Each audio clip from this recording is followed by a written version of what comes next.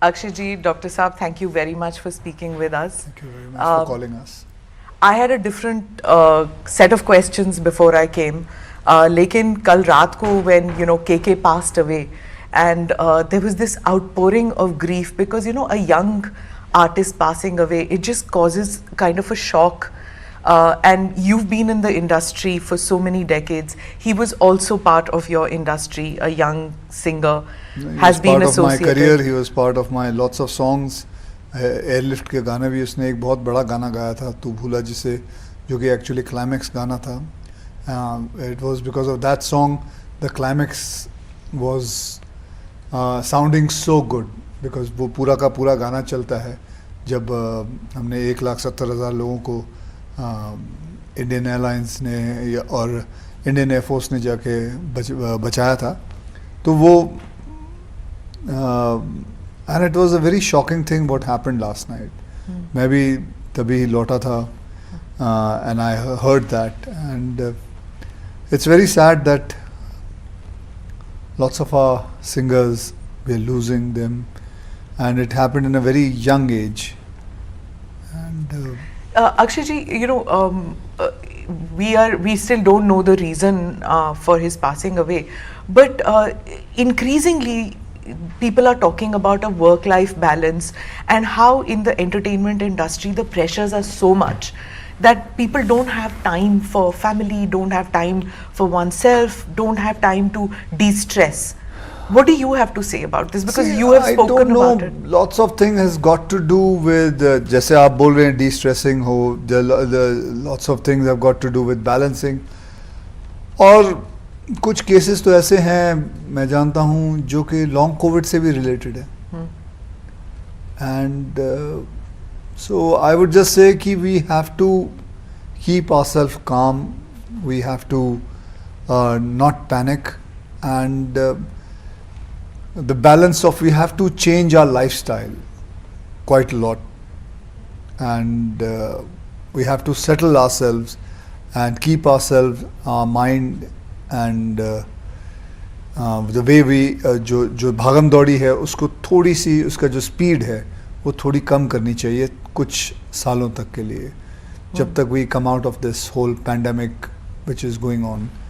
You had COVID abhi recently. Yes. You couldn't take part in the India Pavilion in Cannes. Yeah. आपने इसके बारे में भी कहा that it was a loss for you. Yeah, I couldn't go. But that was the first time in my life I got an invitation to go to Cannes. मुझे. And I don't believe that. Really? नहीं, मुझे किसी ने नहीं बुलाया. आपको नहीं बुलाया? कैसे हो सकता है? आप इतने बड़े फिल्म एक्टर हैं. नहीं हो सकता है, कोई ऐसी फिल्में मैंने नहीं की हो जो कांस तक जा सके. अच्छा. तो नहीं बुलाया, इसमें शर्म की क्या बात है. तो do you feel that Indian film industry has like really arrived in the global scene जो अब Indian films को लेकर special? I am sure, and all thanks to our Prime Minister who has taken us so big and so in such a huge way internationally. So and things are good, things are changing for our country. Well, that's it. Akshay ji, while researching for this interview, I saw a number of your video interviews which you have done. आप एक खासियत है आपके interviews में that it feels like you straight from the heart that you speak. Very दिल से बोलने वाले आदमी हैं. How come that you in this industry जहाँ पे इतना gloss, glamour सब कुछ है, लेकिन आप फिर भी you are very ज़मीन से जुड़े हुए? देखिए मेरे को बहुत पहले मतलब किसी ने एक बात सिखाई थी कि जब भी इंटरव्यू करो या किसी से बात करो, just be yourself.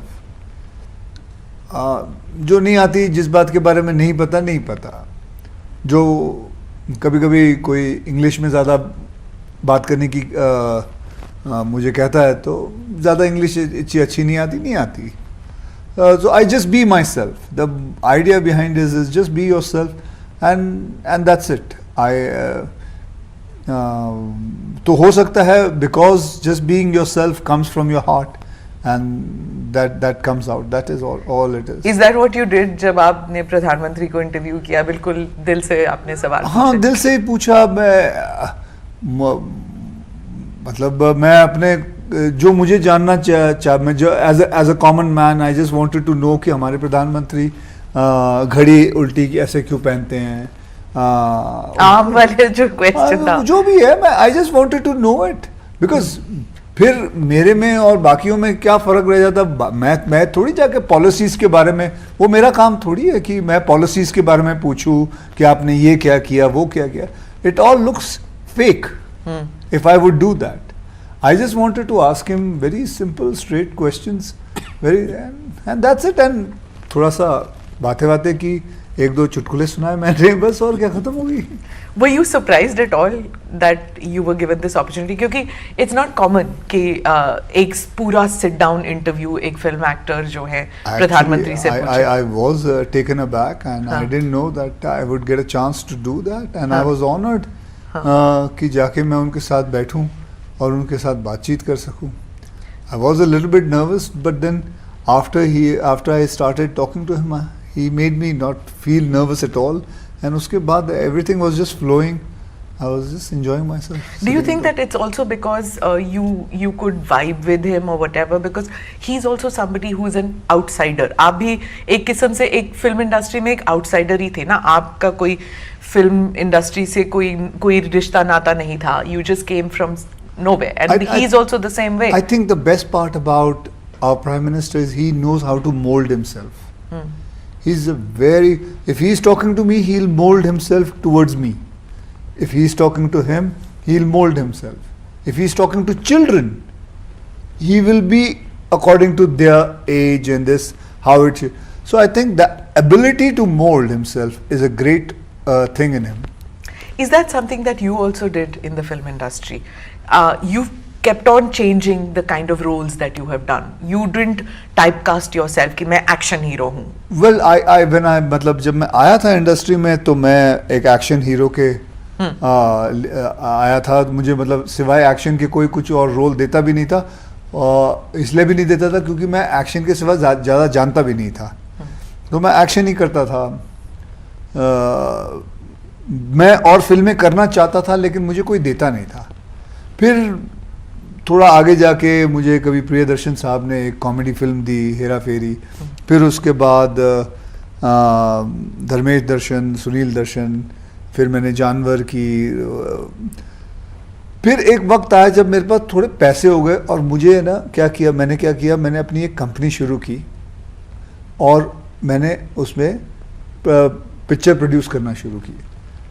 फिर मैंने ऐसी टॉयलेट एक प्रेम कथा, एयरलिफ्ट, केसरी, सम्राट पृथ्वीराज चौहान, ऐसे मैंने करीबन 32 फिल्में बनाई हुई हैं। सोशली रेलेवेंट जो फिल्में एक्चुअली में मैं करना चाहता था, okay. लेकिन कभी मौका नहीं मिला। तो वो करने में 20 साल लग गए आपको इंडस्ट्री में। तो पैसे कमाने में भी तो वक्त लगता है, ऐसे थोड़ी आ जाता है पैसा जाके। मैंने जब काम शुरू किया था अपनी ज़िंदगी में तो मुझे पहली फिल्म के 51,000 मिले थे, पूरी फिल्म के। करीबन 10 साल तक मेरी रेम्यूनरेशन 8 या 9 लाख से ऊपर नहीं गई थी पर फिल्म के।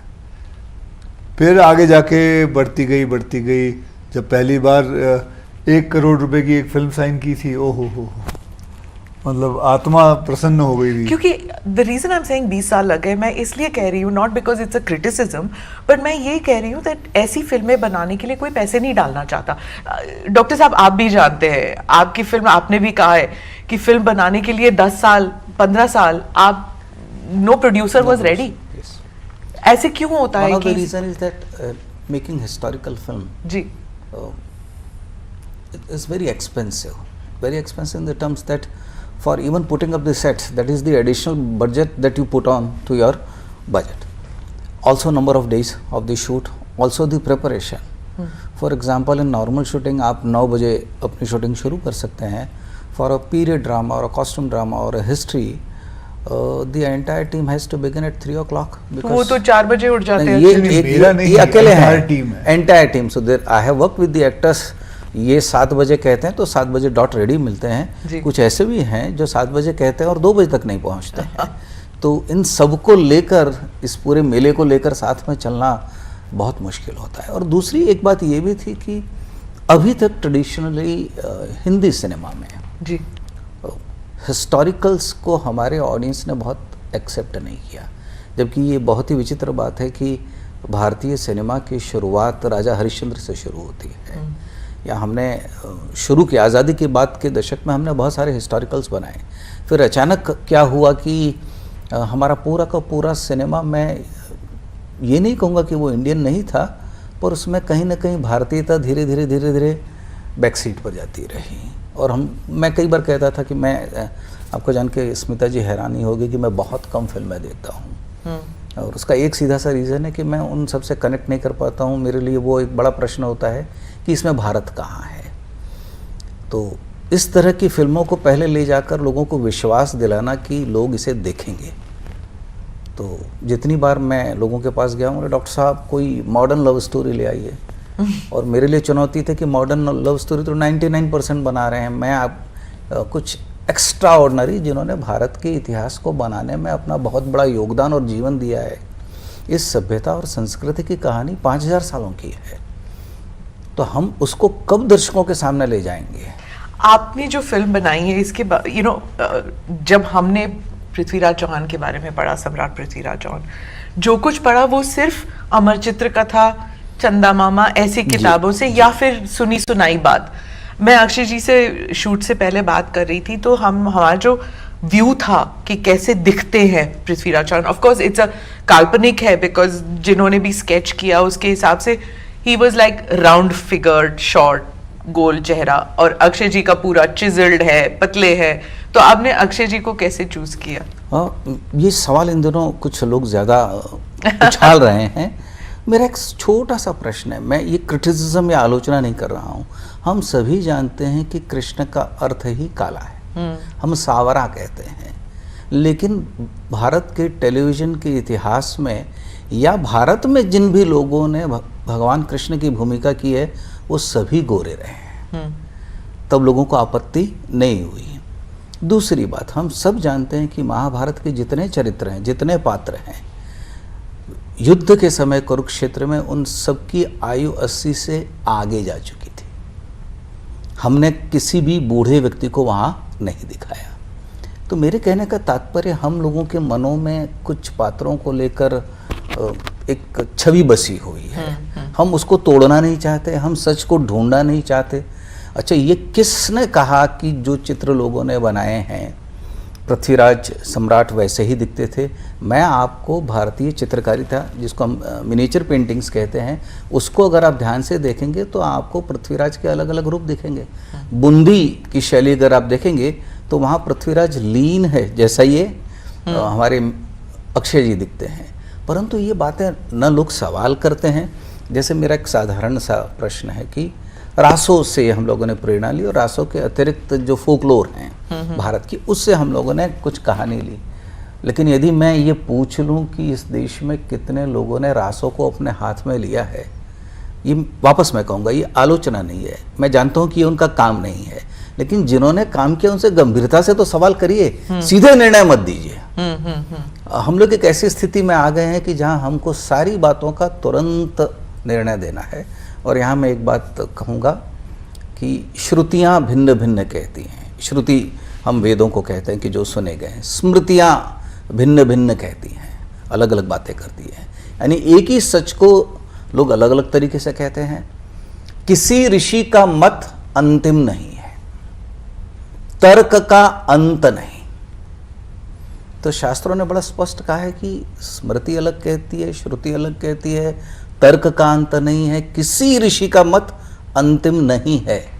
इसका मतलब आप थोड़ा बचिए, तो किस पर चले हैं? उसी रास्ते पर चलो, महाजनो येन गतः सपंथा, जिस पर बड़े लोग, अनुकरणीय लोग चले हैं। तो कई बार मैं कहता हूँ कि पृथ्वीराज को आप उसके कद काठी में मत देखिए, पृथ्वीराज के शौर्य को देखिए, उसके विचार को देखिए, उसके त्याग को देखिए, उसकी सहिष्णुता को देखिए, उसकी शरणागत वत्सलता को देखिए, तब जाके आपको एक चरित्र दिखेगा। मैं एक चरित्र आपके सामने पेश कर रहा हूँ।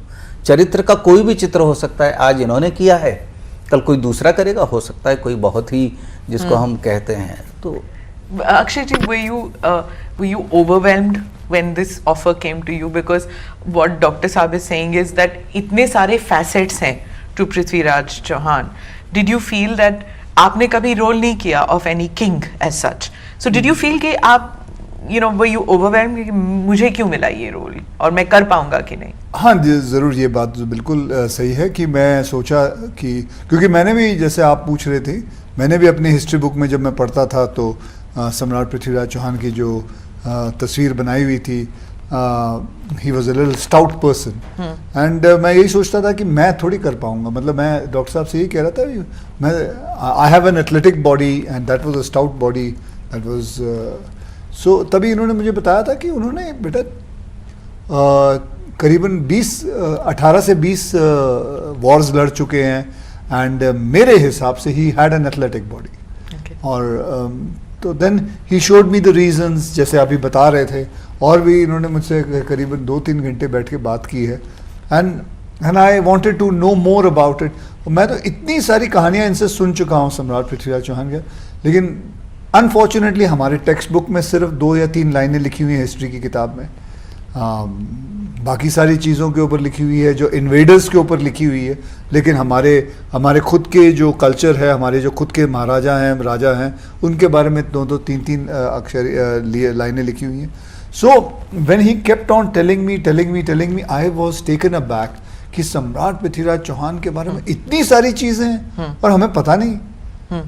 और मैं फिर, लेकिन मैंने इनसे कहा भी, ये सब सही है ना डॉक्टर साहब, ये सब सही है ना, ये काल्पनिक तो नहीं है ना, you are not making it up ना। तब इन्होंने मुझे पृथ्वीराज रासो बताया, सब कुछ बताया, ये क्या, and I was convinced. And वैसे भी ये अगर बना रहे हैं तो your 90-95% job is done. And मुझे तो कितने लोगों ने कहा है कि आप होमवर्क काफ़ी किया होगा। मैं बोला होमवर्क क्यों करूं, 18 साल से ये होमवर्क कर रहे हैं, इसके ऊपर अगर मैंने होमवर्क कर दिया तो मैंने तो सत्यानाश कर दिया। So you're completely a director's baby, a writer's baby, है ना? Some movies you have to अपने आप को अर्पित करना पड़ता है। I have to give up myself and completely go with what his belief is. What was the biggest challenge in essaying this role? Oh, there was no challenge. अच्छा. There was no challenge. I could easily say there was a very lot of challenge. I really worked hard and all, but there was no challenge because all my challenges he took it on his chest. And he was taking it and he was driving the whole thing. क्योंकि a period film बनाने में सालों साल लग जाते हैं. I'm not talking about the research. Research अलग बात होती है, but even putting it into action, sets बनाना, उसे फिर अंजाम देना, 42 दिन में इन्होंने मेरे साथ काम कैसे, ये टॉम क्रूज वाली बात हो गई फिर? हाँ बिल्कुल। वो मुझे कई बार लोगों ने बताया कि विदेशों में फिल्मों को इतना समय नहीं लगता है शूटिंग करने में, लेकिन उसका कारण प्रेपरेशन। सिमिलरली यशराज फिल्म जैसा production house which is thorough professional, and the team they had given me, they were all brilliant, my all assistants were ready to be the directors. So they were Bombay में ही 36 set लगाए, 36 set, there was not a single day's delay। फिर हर एक इंसान के जो मेरे courtyard में थे, उनकी पगड़ियाँ 500 किस्म की पगड़ियाँ हैं, 523 एक पगड़ी आप देख सकते हो। With the pagdi, because of the pagdi you can come to know कि वो कहाँ खड़े होने चाहिए। अब उनके औहदे के हिसाब से पगड़ियाँ हैं।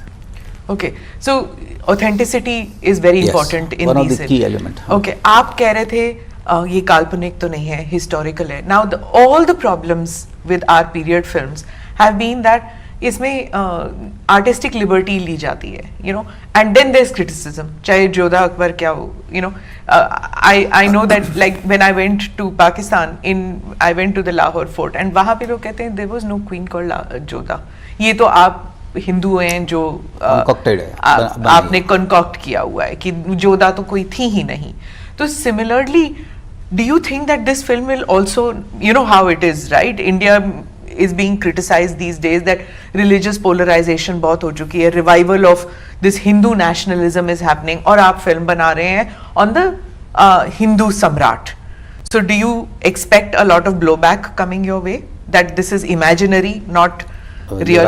हाँ जी, दोनों से पूछ रही हैं आप। मुझे नहीं लगता कि इसमें कोई बड़ी चुनौती है, इसलिए कि ये मैं आपकी बात से सहमत हूँ कि इतिहास में there are so many different views in history, and since there are different views that makes it more interesting. इसलिए जो भी हम लोगों ने फिल्म बनाई है उसमें उन सारे व्यूज़ का ध्यान रखा है कि what are the popular views, what is the popular folklore. So we have to incorporate that. What I have kept in mind that I should not do something which is contradictory to history. So nowhere in the film or till date I have never made anything which is against history. Wherever history is silent, that is the space I choose to elaborate or to use my imagination.